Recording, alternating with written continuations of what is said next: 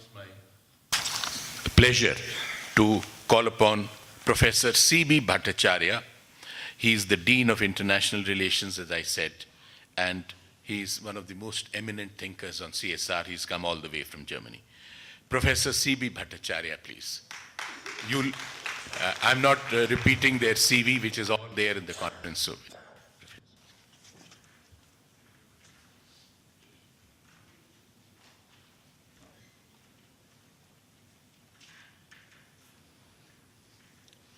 Thank you, Mr. Kapoor, and thank you to all the good folks at the Institute of Directors who invited me here to speak to all of you. And a very good morning to all of you. CSR has become a hot topic in India today, but I have been working on this issue now for about 17 or 18 years. And I want to give you, in a short amount of time, some of the key learnings that I've had.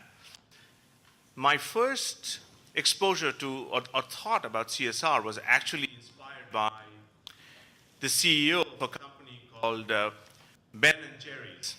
Some of you heard of Ben & Jerry's? It's an ice cream maker, make ice cream. And they're a socially responsible company. And already since their inception, they were doing some very good things for the environment and for the society. And the CEO came up to me, this is in the mid-1990s, when all of us were much younger. And he said, you know, we do a lot of good things for the environment. We support organic farming. We do a lot of good things for society. We pay our workers a living wage as opposed to a minimum wage. He said, but can you help me understand if what we do in the social realm and in the environmental realm, does that help us sell more ice cream? So would someone buy, for instance, our brand of ice cream rather than a competitor's brand because of our social and environmental initiatives? So I thought this to be a very fascinating question because my background is in marketing, right? And before I went to my PhD to the Wharton School way back when, I was a brand manager in a company that used to be called, at that time, Reckitt & Coleman. Now it's called Reckitt Benckiser. And you might know a brand of toilet cleaner called Harpic. Have any of you heard of Harpic? Well, this is not in the bio or in the brochure, but I launched Harpic in the Indian market in 1984. So when all of you count sheep when you're going to sleep, I count clean toilets. And it's a very effective way, actually, of putting oneself to sleep.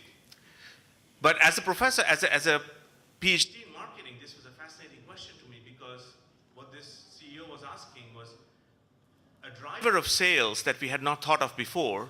We were thinking of price and promotion, product quality, et cetera, as those being a driver of sales. But he was talking of environmental stewardism and social activism as being of drivers of sales. So I started working on this topic, thinking about how to address this issue of whether you can actually do well financially, business-wise, by doing good socially and environmentally. And the problem turned out to be a little more complicated than I had envisioned. So one project led to another project, led to another project. And then lo and behold, after a decade or so, I published this book called Leveraging Corporate Responsibility and how corporate responsibility actually leads to competitive advantage. And I had this great desire to bring all of you a copy of this book. But then that turned out to be a very expensive proposition. And so I thought, okay, what is it that I can do for my friends? What's the next best option? So I brought all of you a flyer of the book so that you can take this with you and then you can buy the book for yourself and read its contents. Never hurts to publicize, and there is an Indian edition of the book. So what is it that we learned? So the one message that I want to leave you with is that CSR, if you want to do CSR for competitive advantage, you have to think about CSR as a science, not as an art. And there is plenty of science behind doing good CSR.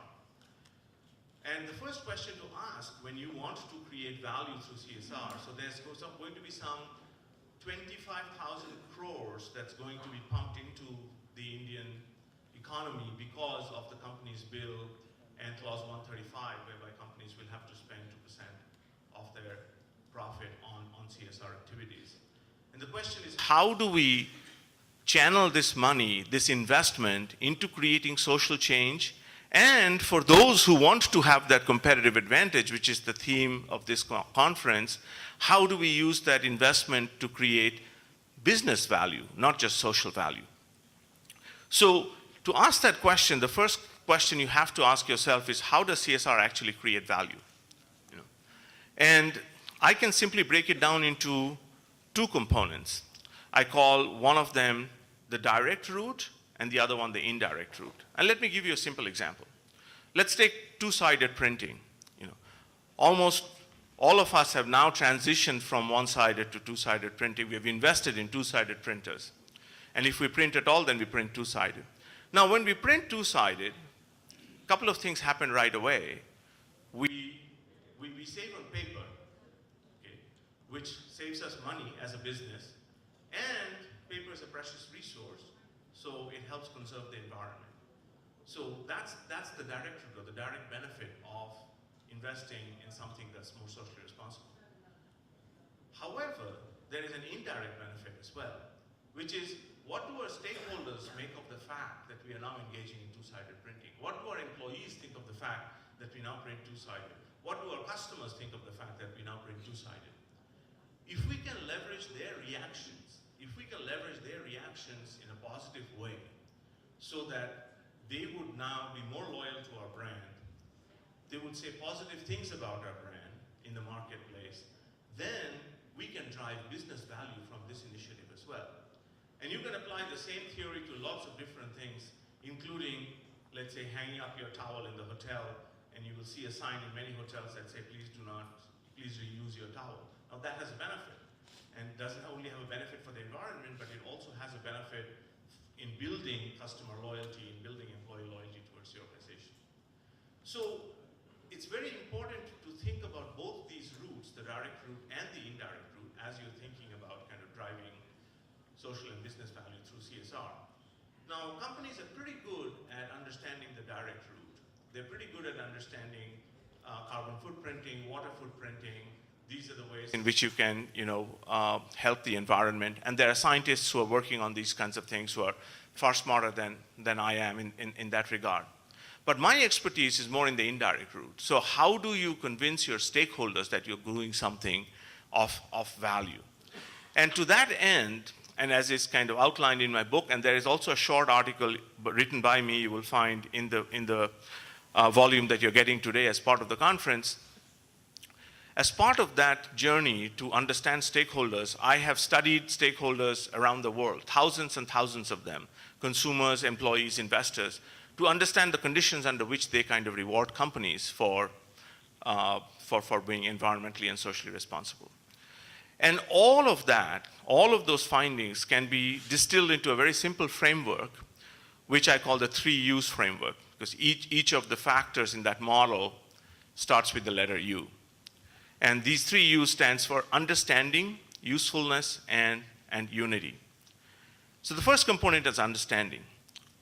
And the issue is, how many stakeholders actually know what we do in the CSR field? I mean, you're all running companies and you're part of companies. You can ask yourselves that question. Do consumers actually know what we do in the CSR realm? Do our employees even know what we do in the CSR realm? So my research shows that at best, in the best of economies, 15 to 18% of the consumers know what a company does in the CSR realm. And in the best managed companies, only half the employees know what the company does in the CSR realm.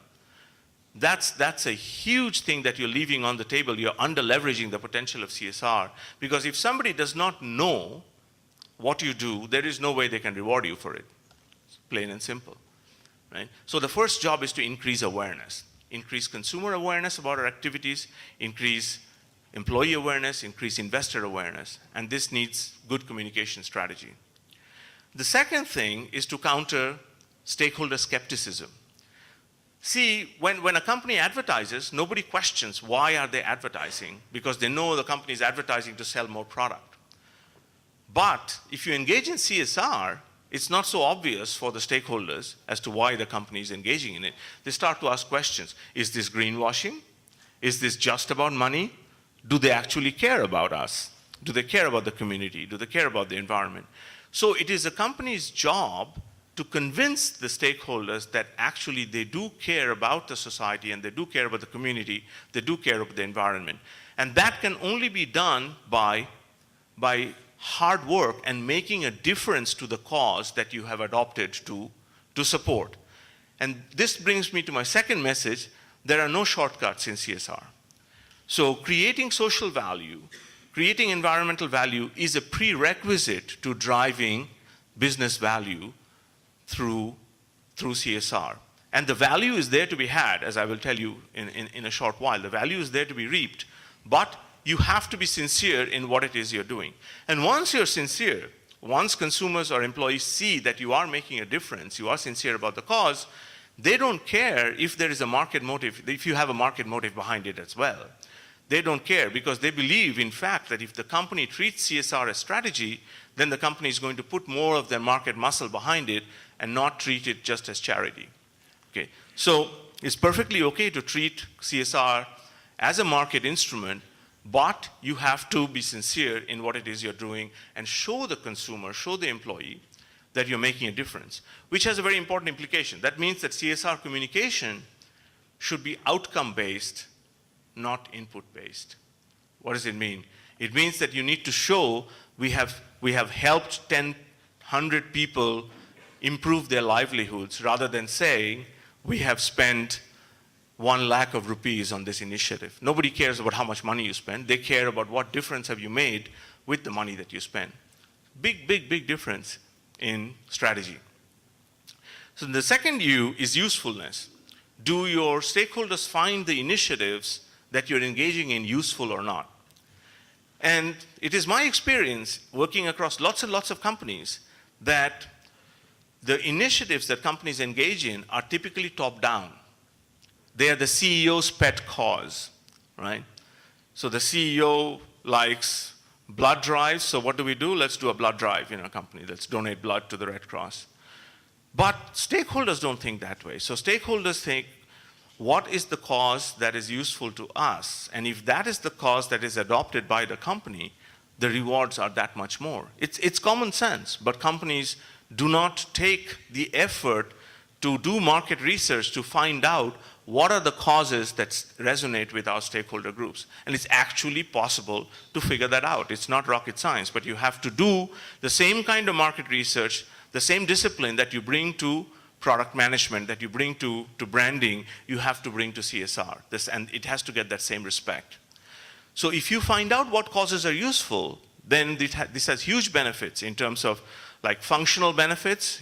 So I worked for Procter & Gamble, for instance, on a huge initiative that they have in the US, whereby they teach dental hygiene to underprivileged children in poor neighborhoods where kids cannot actually afford to go see dentists and so on. And in the study, we found that because of this initiative, the kids were not only doing a better job of brushing their teeth and taking better care of their teeth, which is a functional benefit, but they were also more self-confident, they were smiling more, they were making more friends. And these are called psychological benefits or psychosocial benefits. So there are more both functional benefits and psychosocial benefits that comes when you engage in causes that your stakeholders find useful. So that's the second U. And then the third U is what I call unity, or a sense of identification that's built between the stakeholder and the company because of what you're doing in the CSR realm.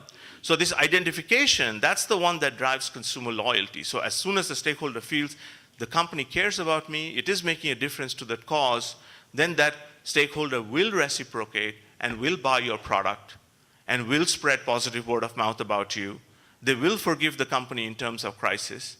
And I'm not making this up. If you actually look through my research, you will see that there is hard statistical evidence behind each of these things. And it's actually possible to quantify the financial benefit that a company gets from investing in CSR. So And all of this learning comes, again, not from sitting at the desk, but actually doing research on the broad CSR realm. So in closing, I want to leave you with another framework. So I gave you the 3 U's framework. Now I'll give you something called the 4 C's framework. So all letters start all words start with the letter C. And the first C is commitment. So without commitment from the company side, you cannot drive either social value or financial value through CSR. And it's easier to say, but you'll be surprised how many companies actually have a commitment to making a difference through their CSR. And this problem happens because CSR is often equated, very unfortunately, CSR is equated to philanthropy, which is where CSR, the roots of CSR are, so donating money. And because it's donating money, it's not considered at par with marketing, with finance, with operations, the hardcore functions of the company. But till the day that CSR is treated at par with these other functions, it's going to be very difficult to derive value. So commitment is number 1. The second thing is communication. If you're quiet about what you do in the CSR realm, it's not possible to derive value from it. Nobody can reward you if you keep quiet. And CSR communication is very tricky because stakeholders do not like you to self-promote, right? They do not want you to just say good things about yourself for the sake of it, which is why you have to make CSR communication fact-based. And there's a lot of strategy that goes behind CSR communication. But communication is a must. The third C is what I call co-creation. So you need to co-create value with your stakeholders, not just go outside, inside out, okay, here's my company, here's my initiative, let's roll it out, but you have to go outside in. So you have to bring the stakeholders into the folds of the company. You have to do research on them, figure out what it is they want, engage them in volunteering. So employee volunteering is one of the most effective CSR strategies, CSR instruments that's out there, engaging your employees in volunteering activities. So that's co-creation, co-creating value with stakeholders. And the fourth C is calibration or measurement. I am a measurement fanatic, and I think companies that continuously measure what difference they're making and what mistakes they're learning from the mistakes that they're making as their CSR initiatives get rolled out, those are the companies that will do better because we can learn from measurement. And you all know what cannot be measured cannot be managed. So in order to manage CSR and to put it kind of at par with the core strategy of the company, you need to manage it carefully as well. Now, if you do all of these things, then truly there is light at the end of the tunnel and you will get rewarded by stakeholders and you will be able to use CSR for competitive advantage. But mere engagement is not enough. Just to say that we are spending 2% of our profit on some cause way out there somewhere and somebody in the organization is taking care of this. We don't know who that is, but we have a CSR person and therefore it's not my responsibility. That kind of thinking is truly not going to get us very far. Thank you very much.